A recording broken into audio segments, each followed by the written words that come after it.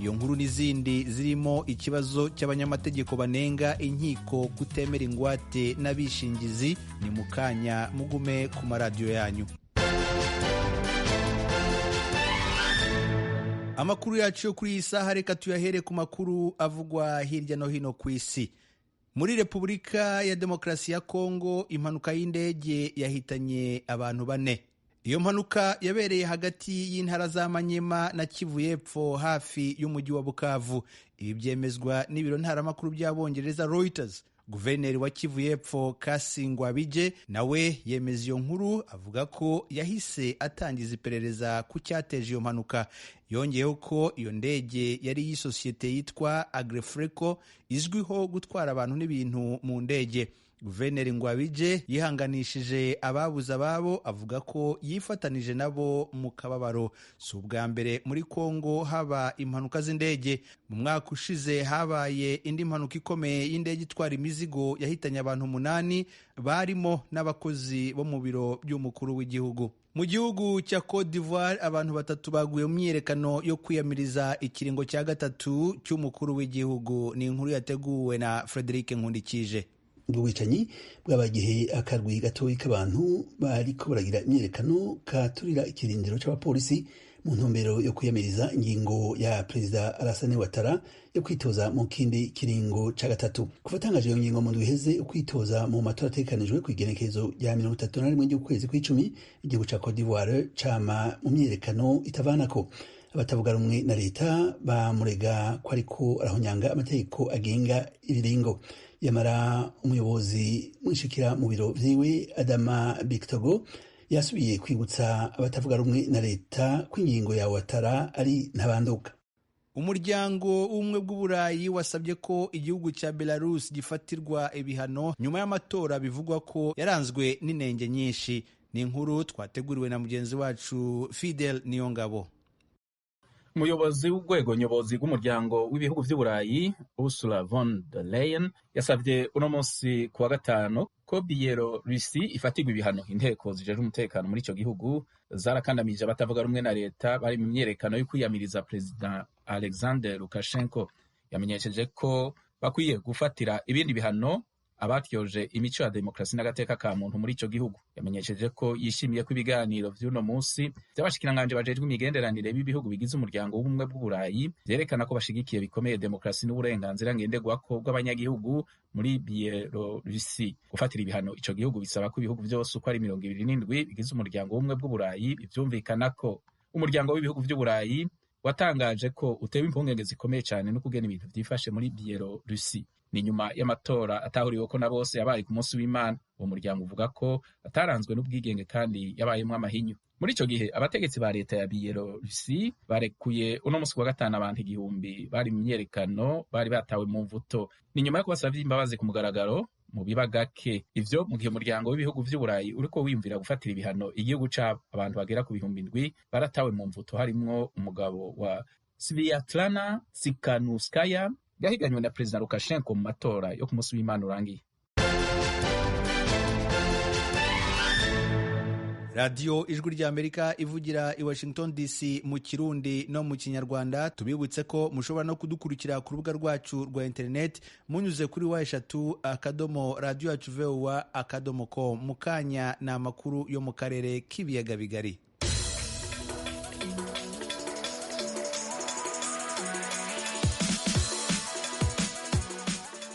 Amakuru yo mu karere. Igice cya mbere cy'abarundi bahungiye mu Rwanda bifuza gutaha iwabo bazatangira gucyurwa mu mpera z'uku kwezi kwa munani.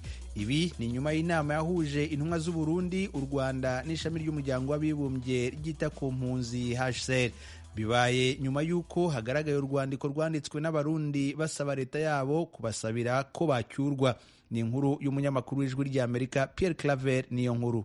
Umuvugizi w'ishami mpuzamakungu ryita impunzi HCR mu Rwanda yemeje ko abari mu nama yabaye kuri uyu wa kane kubegwa n'ikibazo cyo gutahukana impunzi z'abarundi zivyifuza ziri mu Rwanda bafunditse ko mu ndwi zibiri ico gikorwa kizotangura. Mu kiganiro cihariye n'ijwi ry'Amerika, Elise Villechalana amenyesha ko iyo nama nyabutatu yahuje abaserukira Burundi, u Rwanda rwakiriye izo mpunzi hamwe n'ishami mpuzamakungu HCR ribitaho yabaye hakoreshejwe ubuhinga bwa none bwa video conference kubera ikiza c'umugera wa corona kitorohereza ingendo. Elise Villechalana abandanya amenyesha ko hemejwe ko igice ca mbere c'abifuza gutaha ku gushaka kwabo kizotahukanwa itariki 27 z'uku kwezi. HCR rivuga ko impande zose zihaye indwi zibiri kugira ngo zitegure ico gikorwa ribona ko kitoroshe. Hari hamaze iminsi hari urutonde rw'abarenga 600 biyandikishije basaba umukuru w'igihugu c'u Burundi kubafasha gutahuka bava mu ikambi ya Mahama irimwo abarundi barenga 60,000. Kuri abo akanyamuneza ni kose. Iyo giti cyanje ni umunezero ntangere kubera yuko ndifuza gutaha biciye mu mategeko ntaciye mu kinywabi. Iyo bitaba ibintu byo kudinza natashe na kera. Yewe nanaje no kwiyandikira kuri telefone n'umuryango wanjye turendereye yuko ahubwo badushira mu raundi ya mbere ku itariki 27 ubundi tugasubira mu gihugu cyacu. Niba hari ikintu cya mbere kizonezerera umunyamakuru nongeye guhonyoza ikirenge mu gihugu cyanjye. Ico bikoze HCR ryamanitse itangazo mu ikambi ya Mahama rivuga ko umwe wese abwirizwa kuja gusaba guhunguka ku gushaka kwiwe. Iryo tangazo rigira riti guhunguka biraba impunzi zishaka kandi zamaze gufata ingingo yo gutaha. Abakeneye gufashwa muri ubwo buryo bahamagare kuri telefone buri wese ku giti ciwe. Ekipe yashizweho i Mahama ni Kigali. Twashizeho iyo nimero kugira ngo impunzi zitahe mu mutekano ntangere kandi mu buryo buteguwe neza. Yamara hari impunzi zibona intambamyi kuri uwo murongo wa telefone ahubwo zigasaba ko hoshirwaho ibiro vyakira bifuza gutahuka. Jewe rero ikibazo mfise kubera tuzo kwiyandikira kuri telefone nashaka mu basa nayo batubariza nk'abantu bajeje uburenganzira bw'abantu ati nk'umukecuru atazi kwandika adashoboye gutora izo nimero za ID ayandike muri message atase na telefone akaba akeneye ivyo bintu murumva ko ari mw'intambamyi bitazoshobora kubimushikira nawe aronka ubwo burenganzira bwiwiwe. Bari gushinga biro mw'ikambi ukeneye akagenda kwiyandikisha bakamwandika atarinze gukoresha telefone. Nayo nyine ni intambamyi muri bimwe bizotuma abantu badashobora kwiyandikisha neza kuko bose siko bafite telefone. Ubwacu dusaba yuko hojyaho ibiro ngaha mw'ikambi umuntu wese agateza kwiyandikisha kuko tuvuye nko mu nk'ikiragi kitazi kuvuga cyo kwiyandikisha gute. Ko abandi ibiro hanyuma amabwiriza ya COVID bitwaza baduhaye ubufukamunwa twambara ubufukamunwa twubahirize intera hagati y'umuntu n'ubundi. Kuri abo HCR rivuga ko ahubwo ari uburyo bworoshe kuko uzobura telefone azokwegera abaserukira HCR aho bakorera hose. Nayo ku kibazo cyo kugurura ibiro vyihariye ico gikorwa umuvugizi wa HCR avuga ko bizovana n'abakeneye gutahuka uko bangana. Nubwo hari abamaze gusaba gutahuka hari n'abandi babona ko iyo ngingo itabaraba kuko bataratekanirwa mu mitima yabo. Twene tubituraba ko kuko mu Burundi nta mutekano uriyo. Ubwa mbere nabasaba ko banza guhagarika ubwicanyi abanyagihugu bakiyumvamo yuko ari igihugu bashobora gutaha bameze neza. Amahoro naboneke niyaboneka nshobora kuba notaha none ariko wumva dushobora gutaha n'ubu mbona ko ziwe ziracahari none zigihari wumva two mutahira ko gute. Nka twebwe twahunze atari Burundi bwacu umugore yahukanye umugabo niwe aza gucura twebwe rero tutashe Burundi butadukeneye ntigoreka kutunyuruza na twebwe. Ubuserukira impunzi ziri Mahama Jean Bosco kwibishatse asaba ko ubutunzi bw'abatarahunguka bwokingirwa mu Burundi. Turabona abariko barahunga uno munsi mu makambi ya transit hariho benshi bariko barakigwa bisobanurwa yuko umutekano ni muke.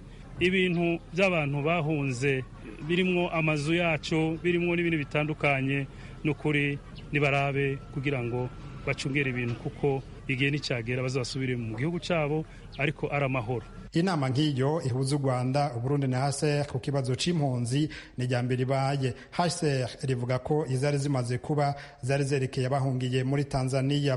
Uburundi bwaheruka kwagiriza u Rwanda ko ari bwo rwafashe mpiri izo mpunzi ruzibuza gutahuka. U Rwanda rwo ruvyamirira kure rukavuga nyabona ko Uburundi ari bwo bwanse kwakira abanyagihugu babwo. Ishami rya ONU gitaho impunzi HCR HCR ryerekana ko impunzi z'abarundi ubu zirenga gato 333. Muri Tanzania niho hari benshi abarenga 164. Mu Rwanda hari abarenga 72,000. Muri Kongo hari abarenga 48,000. Cokime no mu Buganda hari nk'abo barenga 48,000. Pierre Claver Nkuru, Kigali, ku bw'Ijwi ry'Amerika. Impuguke mu by'amategeko mu Rwanda ziranenga icyemezo cy'abacamanza bamwe na bamwe batemera ko umuntu ukurikiranyweho ibyaha yatanga ingwate cyangwa abamuhagarariye. Bavuga ko ibyo bituma abakekwaho ibyaha bose bakurikiranwa bafunze by'agateganyo, bikabambura uburenganzira bwabo bwo gukurikiranwa badafunze. Ni inkuru y'umunyamakuru w'Ijwi ry'Amerika Assumpta Kaboye. Mu itegeko ryerekeranye n'imiburanishirize y'imanza z'inshinjabyaha mu ngingo yaryo ya 81 ivuga ko ukekwaho icyaha ashobora kurekurwa by'agateganyo hatanzwe ingwate byemejwe n'umugenzacyaha ku cyaha cyoroheje no ku cyaha gikomeye.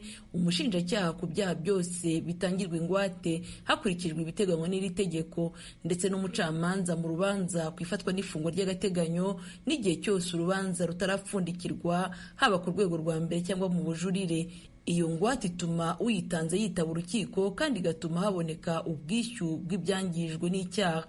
Tom Mulisa n'umwarimu muri Kaminuza y'u Rwanda aho yigisha amategeko yasobanuriye Ijwi ry'Amerika ko mu bihugu bigize umuryango wa Afurika y'Iburasirazuba u Rwanda ari rwo rutemera kuba rwafunga urukekwaho icyaha atanze ingwate. Uyu munyamategeko agashimangira ko ibi bibangamiye uburenganzira bw'uregwa. Niba uregwa icyaha batubwe nk'uko umubiri yaregwaga wenda miliyoni 40, ukazana abantu bo kuguhagararira cyangwa ukadepoza sheke ihwanye n'ibyo barimo bakurega. Nuko ngo detention za biriya bihugu abantu ni bake. Ujya muri detention muri ya gihugu ni umukene n'udafite umuntu uzwi. Abantu benshi baburana bava hanze kubera ko twebwe bail yacu itegeko ntabwo riri clear, n'abacamanza ntibarayumva kandi iri mu itegeko bail irimo. Ngengera y'amakiyongeza arusha n'abacamanza bo bindi bihugu bo baravuga bati kubera iki mu Rwanda mutagira bail?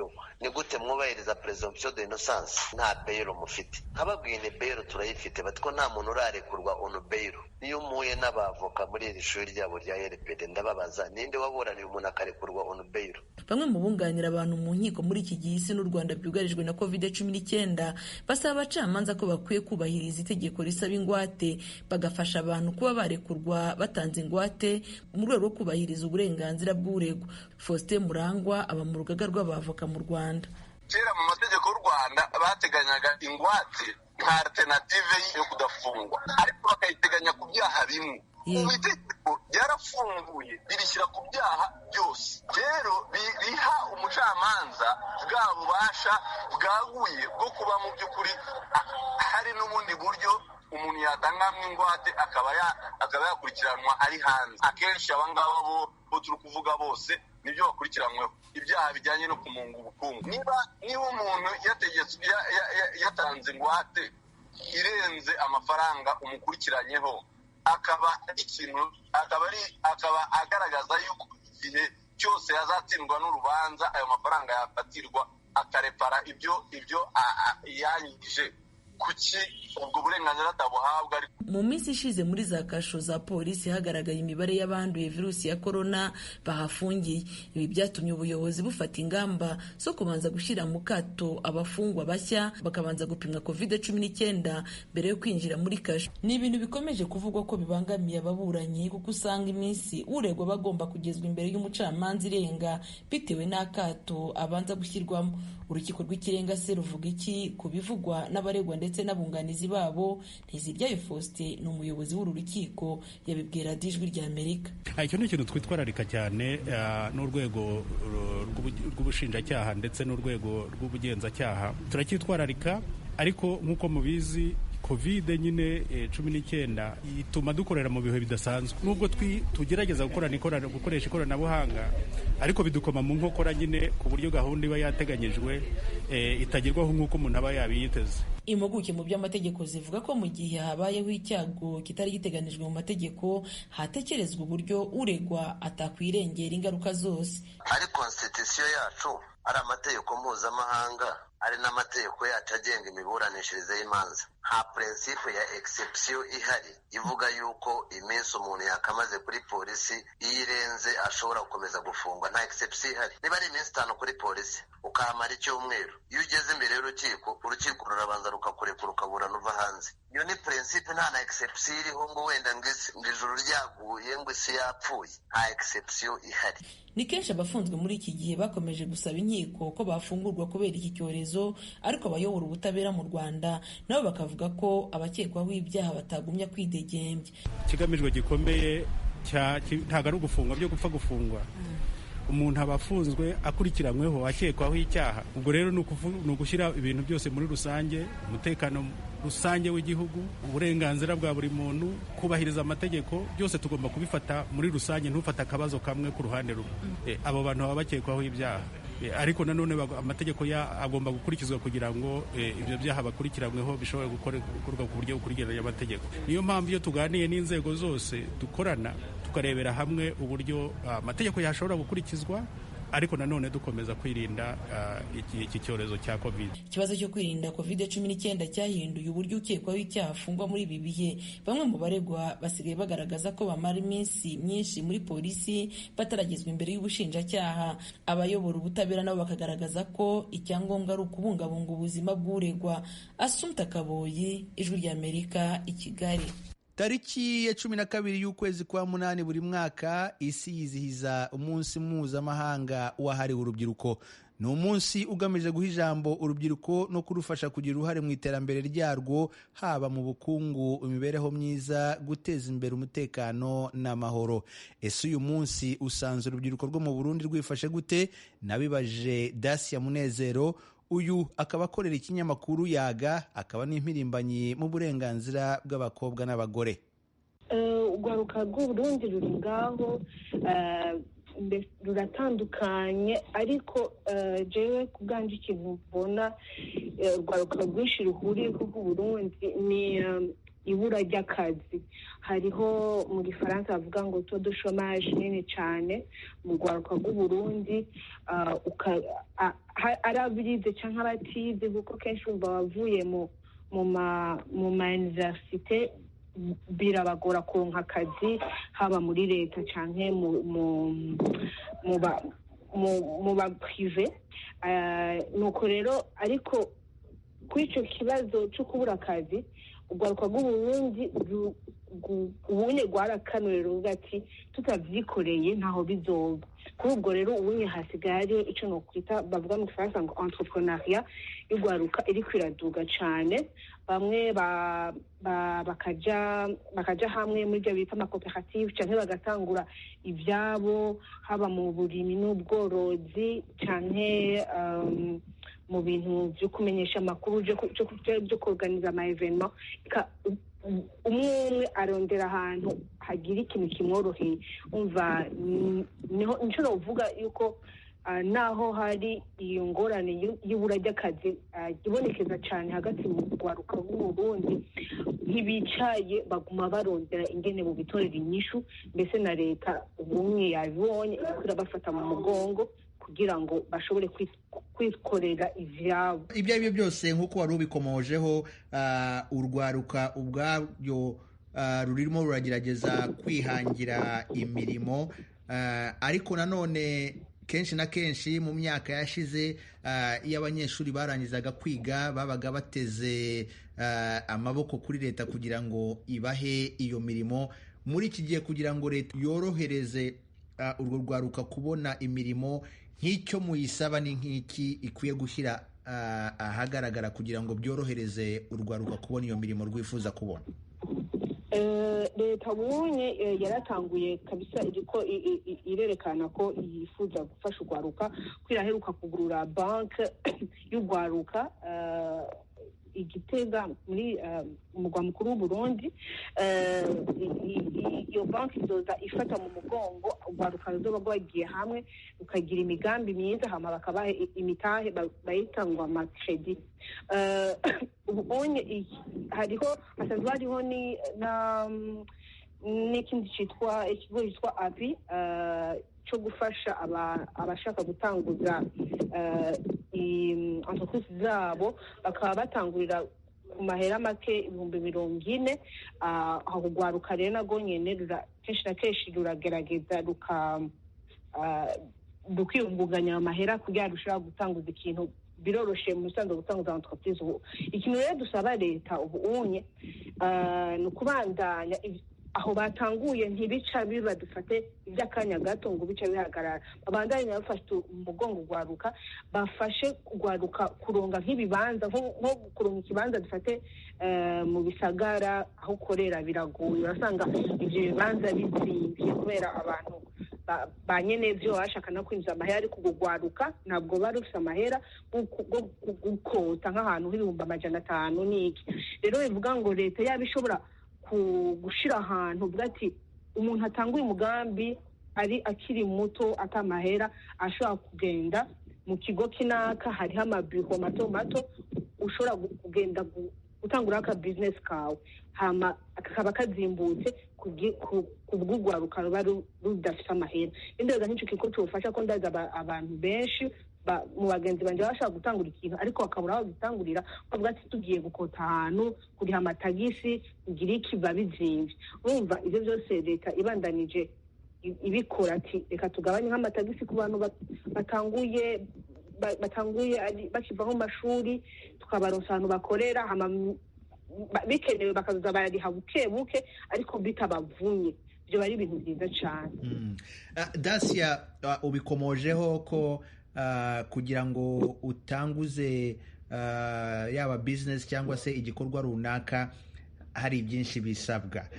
Waruvuze ko leta yashizeho iyo banki yo gufasha urubyiruko kubona inguzanyo, ariko nanone ntabwo ari urubyiruko rwose rufite ubushobozi bwo kugira icyo gishoro cyangwa se kapitale, kuko niyo banki hari ibyo izabasaba mbere y'uko ibaha iyo nguzanyo. Kugira ngo ayo mahirwe agere ku rubyiruko rwose rwo mu Burundi, mubona bishoboka n'iki gikwiye gukorwa? Ikintu gikwiye gukorwa novuga ngo guhimiriza, sensibilisation mu gifaransa, yuko ababijejwe bogenda nk'amashyirahamwe yita ugwaruka mbese n'ibimenyesha amakuru kugenda kubwira ugwaruka ati murashoboye, tangura akantu gatoya, kuko turafise uburorero bwinshi bw'ugwaruka buba bwatanguye nk'ikintu umwe akazana nk'ibihumbi 5 by'amarundi, ubundi 10 bakegeranya ugahita usanga batanguye akantu. Hajya umuntu usanze ari ku kivi bigutera intege zo kumufasha, ariko usanze dufate yicaye mu nzu atana kimwe n'umugambi afise mu mutwe cyangwa akantu yatanguye hama kagapfa yagatanguye, bigoye kumufasha. Nibadore ko baguhimiriza uvuga ati wewe tangura, vuga icyumviro ufise, rondero mu gifashanya, icyo cyumviro gikeneye amahera ngahe, wari ufite angahe, ubuza ngahe. Umva ivyo byose mbese byaranatanguye ko muri ubu ruhuko hari ahantu usanga hari urwaruka rwegeranijwe bari kubaronka amaformation. Ivyo rero byo kwiza hose cyane cyane muri ubu ruhuko kugira urwaruka ntirugende mu bintazi cyangwa mu marigara cyangwa ku ibintu bibi byose, ahubwo bakagenda kuraba ingene bo kwiyungunganya bonyene bidakenewe umutahe munini, ahubwo buke buke ivyumviro bikabanza bikaja hamwe bakarondera hirya no hino. Naza rero guhimiriza urwaruka ruri hirya no hino ko byo kwiza hose ibibe by'urwaruka rukeya dufatira urumyibyagara eka na ruguru bigashikayo cyane cyane muri iminsi y'ikiruhuko. Wari wavuze ko uri umwe mu batangije icyo kinyamakuru cyitwa Yanga. Gerageza umbwire muri make icyo mukora, kuko bavuze ko ahanini giharanira kwigisha urubyiruko no kugerageza gushakira umuti bimwe mu bibazo bahura nabyo. Mubikora gute? Ese mwebwe mugitangiza gahunda yanyu yari iyihe? Byari byoroshye gutangiza ikinyamakuru nk'iki? Tugitangura Yaga twashaka kugira ahantu guha ikibanza urwaruka rushobora gushikiriza ivyumviro rwisanzuye, kandi rukavuga ikikubakiye ku mutima by'ukuri, kubera kenshi na kenshi urasanga nk'ibinyamakuru byanditse ingorane z'urwaruka ariko atari urwaruka rwo nyene rubyivugiye. Ubwo rero twebwe platform mbona neza no tuvuga mu kirundi yacu n'ugwaruka gonyene guyandikira so umuntu yitwa ngo numumenyesha amakuru yabironkeye urupapuro rw'umutsindo wagiye kwandika ngo ibyo yabonye ahubwo ni umujene wenyene yandika ikintu ati je ndababajwe n'iki canke ndaryohewe n'iki canke ndashaka umuntu afasha muri iki hama rero donc turatangura mu 2015 gushika kuri no saha dufise ugwaruka rwinshi baze twandikira rurenga kwijana dusanzwe dukorana misi yose turandika ku mbuga ngurukanabumenyi ya Facebook ya Twitter ya Instagram turi hose mu kuma dufasha ugwaruka gushikiriza ivyumviro haba mu vyandiko amarticle canke mu ma videos ikani vyinshi uretse n'ivyo byo kuguma kuri internet turagenda no mu gwaruka hagati tugatanga inyigisho tugafasha twarondera nk'abantu batanga inyigisho kuri ivyo navuze bya entrepreneuria kubera kenshi tubona yuko ivyo bandika byinshi ariko ati genda kenye ndabuza akazi kandi narize kandi z'ubwenge ubwo rero tukadufasha ugwaruka nyene tukaja mu ntara tugati ni muze habe amaformation tukagira tukorganiza concours n'amacompetition kugira ngo ugwaruka ucangamuke rubona ati naje ndashoboye ndanyumviriye koresheje ubwenge birashoboka yuko shika ahantu umva rero turagerageza igico cyose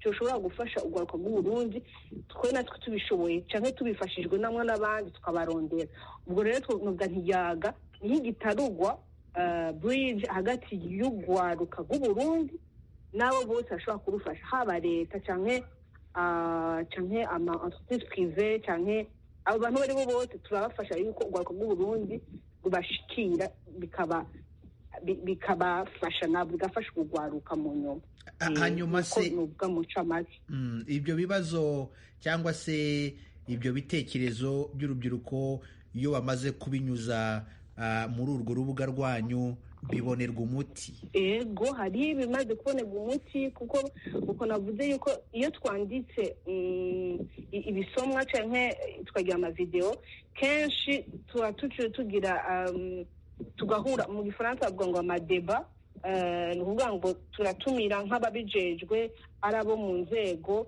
canke ari abandi bantu bari bo bose bakaza kuyaga n'ugwaruka babonana ibyo bya kenshi imbere ya covid ariko ubunye bisigaye bigoye gatoya ubwo rero ivyo bintu tumaze kuvyandika kama tukanabiganira n'ababijejwe amasomo yandi kenshi biratorerwa inyishu kuko abategetsi baravuga ati ntitwari tuzi ko mu vyiyumviro uko natwe ariko reka tubasigurire twari gutuma twashinze iryo tegeko mugasanga hajya kuvugana ni vyiza cyane ko ari gisanga ugwaruka nago nyene rutatahuye itegeko rinaka kubera izo nzego zitaronse umwanya wo kubisigura neza ariko mbese bamaze kubivugana umwe agatanga icyumviro ciwe umwe agatahura icyunda ashaka bakaca batora ikibahuza umva rero nk'ubunye nk'ibyo nanavuze kare navuze ati harigeze kuba ico kigo kigifasha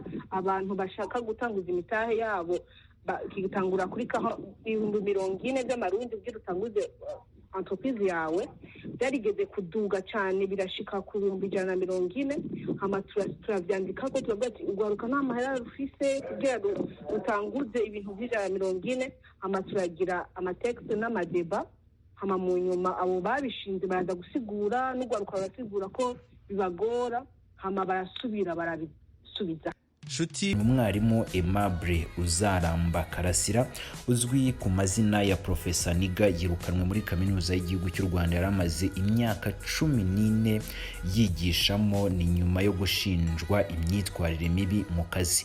Ibaruwa yanditswe n'umuyobozi wa kaminuza y'igihugu cy'u Rwanda Professor Philippe ni kuri uyu wa gatanu tariki 14 Kanama 2020 yabanje kwibutsa uyu mukozi wayo Karasira Aimable amakosa atandukanye amaze iminsi akora ahabanye n'amategeko agenga abakozi ba leta. Ibaruwa ikomeza igira iti ni nyuma yo gusanga hari impamvu zikomeye cyane by'umwihariko isubiramakosa kuko ibihano byo mu rwego rw'akazi uheruka gufatirwa byafashwe tariki 10 Ukuboza 2019 bigahurirana n'andi makosa y'imyitwarire atandukanye. Mbabajwe no kukumenyesha ko mwirukanwe muri kaminuza y'igihugu cy'u Rwanda guhera uyu munsi, kugira ngo mukomeje namwe ubwanyu kugenda munyuza amaso muri iyo baruwa ibari imbere. Iyi baruwa yanditswe nyuma y'iminsi mike cyane Koleji y'ubumenyi n'ikoranabuhanga muri kaminuza y'u Rwanda, ari naho Karasira yigishaga imusabye ibisobanuro ku myitwarire itandukanye yamuranze guhera muri Werurwe ubwo amashuri yafungwaga hirindwa icyorezo cya coronavirus byiza, ndetse no gukomeza ya mbere Koleji yamusabye gusobanura iby'amagambo amaze iminsi atangazwa ku mbuga nkoranyambaga, harimo nk'aho kuwa gatatu Nyakanga anyuze ku rubuga rwa YouTube yavuze ko u Rwanda rwaha agaciro umunsi w'ubwigenge tariki 20 Nyakanga 2020, ko yagize ati mu Rwanda hari ubuzima kandi nabagejejeho bwifuza gushyingiranwa n'umunyarwanda ndetse utifuza kuba umunyarwanda ngo ku buryo burambuye. Amakosa ari nayo yahereweho yirukanwa kandi harimo kuba akoresheje umuyoboro we wa YouTube yaragiye atangaza amagambo yateza imyivumbagatanyo muri rubanda kandi atesha agaciro urwego akorera n'inzego za leta muri rusange. Ibi kandi bikaba binyuranye n'iteka rya perezida rigena imyitwarire y'abakozi ba leta. Guhera ubwo coronavirus yatangiraga muri Werurwe uyu mwaka, ngo abarimu basabwe gushyira amasomo bigisha ku rubuga rutangirwaho amasomo mu buryo bw'ikoranabuhanga, winiyabikora kugeza ubwo yandikirwaga yibutswa n'ubuyobozi bw'ishami bugishamo.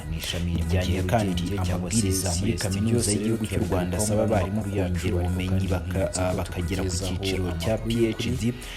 Karasira yarabyanze ndetse ngo yanahawe amahirwe y'umwaka wa 2008 yo kujya kwiga mu mahanga. Siporo, yanga kujya kuyabyaza umusaruro, gukomeza kubana natwe yamwandikiye imumenyesha ko ibabazwa nuko afata umwanya munini wo kuvuga ku mbuga nkoranyambaga, aho gufata yongera ubumenyi bwe no kwita ku kazi, kandi amabwiriza agenga abakozi ba leta asaba umukozi wese kutajya mu yindi mirimo yaba iyahemberwa cyangwa se iyadahemberwa ituma adakora inshingano ze.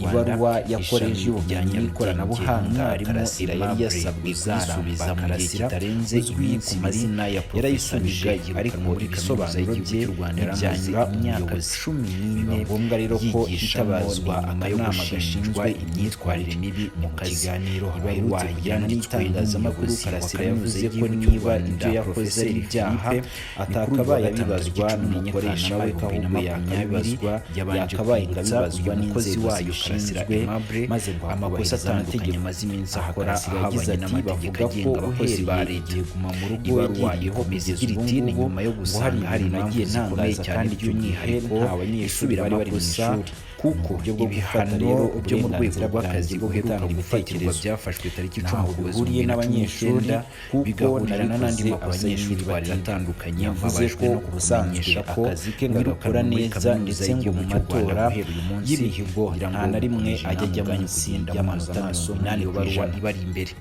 Abajijwe niba we atajya yumva yararengwa y'ibitewe cy'ibiganiro Koleji yagize ati kurengera nabyo byashoboka ariko none ari naho Karasira yigishaga n'umukoresha isobanuro ku myitwarire itandukanye. Karasira yavuze ko ibyo akora ntaho bw'amashuri y'iby'abandi barimo bakora, uretse ko ngo bo bafashe inzira zitandukanye. Ya mbere yavuze ko ibitekerezo bye hanze y'ishuri by'amagambo amaze iminsi atangazwa ku mbuga nkoranyambaga, harimo aho yagize ati abanyeshuri bacu bazi ubwenge. Anyuze ku rubuga rw'abarimu ba kaminuza harimo abaprofeseri, harimo ba haji, harimo abo mu mashyaka n'abandi batandukanye, ko yagize ko bose iyo bageze mu ishuri bigisha ibyo batifuza gushyingiranwa n'umunyarwanda ndetse arashatse ko amazina yatangazwa wiga mu mwaka wa gatatu. Ayo makosa mudasobwa yashimangiye ko yirukanwa kandi harimo kuba akoresheje umuyoboro we wa YouTube yaragitwara hanze amagambo yateza nk'umurezi ndetse n'abanyeshuri kandi atesha agaciro urwego akorera n'inzego za leta muri rusange. Ibi kandi bikaba binyuranye n'iteka rya perezida rigena imyitwarire y'abakozi ba leta. Guhera rero nanone bitewe no gutangiraga muri Werurwe uyu mwaka, abarimu basabwe gushyira amasomo bigisha ku rubuga wese rero iyo yumvirwaho amasomo mu buryo bw'ikoranabuhanga yabikora kugeza ubwo yandikirwaga yibutishwa n'ubuyobozi bw'ishami yigishamo. Umuhanga cyane mu bya mudasobwa ari nabyo yigisha, ndasaba abarimu afite impamyabumenyi y'icyiciro cya gatatu cya kaminuza cyangwa se masters mu Karasira yarabyanze ndetse ngo yanahawe amahirwe mu mwaka wa 2008 yo kujya kuvugwaho rumwe kubera ko imyitwarire ye itangaje, ndetse n'umuhanzi ari naho izina rya Profesa Niga akomora ari nabyo yagiye amenyekanaho cyane kuvuga. Umugabo kandi w'imyaka 43 y'amavuko yatangiye kuvugwa cyane ku mbuga nkoranyambaga mu myaka ishize, asaba umukozi rero ibinyuzwa ku rubuga rwa YouTube byari bimaze gukomera mu gihugu cy'u Rwanda, akaba yaratangiye kugaragara avuga ku ngingo zitandukanye ndetse akenshi ikoranabuhanga bifatwa na bamwe nk'ibikakaye kitarenze inenga cyangwa se bisebya leta, bitakabaye rero bitangwa n'umurezi muri kaminuza n'ubwo avuga ko we ari uburenganzira ahabwa n'amategeko. N'umurezi hari abatangiye kugenda babigiraho impungenge maze bakagaragaza ko Karasira yavuze ko niba ibyo yakoze ari ibyaha atakabaye bibazwa n'umukoresha we. Hari abamubonaga nk'utavuga rumwe na leta ndetse hari n'abatavuga rumwe na leta baba mu mahanga bakunze kumushimagiza cyane. Iyo yatangaga ibyo bitekerezo bye n'ubwo yakunze kuvuga ko naho ahuriye hari ibintu yagiye ntangaza kandi baba mu mahanga nta banyeshuri bari bari myitwarire ye kandi hanze y'ishuri rero gukemangwa na bamwe nk'umurezi. Hari nk'amashusho amaze n'abanyeshuri agiye hanze amugaragaza abanyeshuri ku meza ahacururizwa inzoga biboneka ko yahakora neza ndetse ngo mu matora y'imihigo nta na rimwe ajyamo izo mushoboye.